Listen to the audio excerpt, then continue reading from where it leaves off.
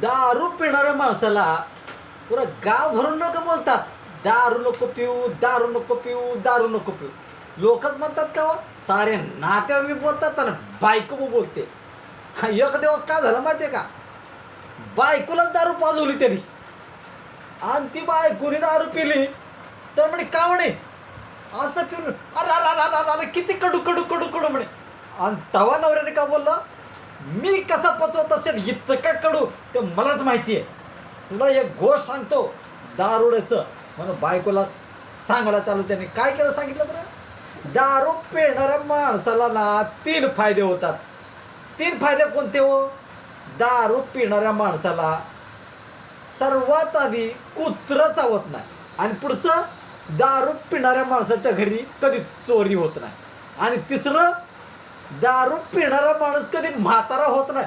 किती चांगलं बरं, सांग बरं ही डॉयलॉग.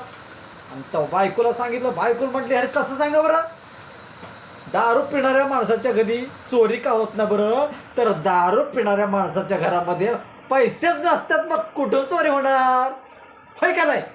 अरे बापरे.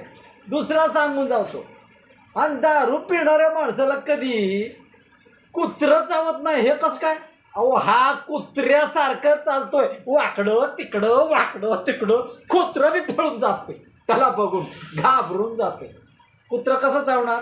तिसरा, म्हातारा होत नाही दारू पिणारा माणूस, आयुष्यात म्हातारा होत नाही. का बरं, म्हातारा व्हायच्या आधीच राम नाम सत्य है. अभी आहे ना भिडू बाजा.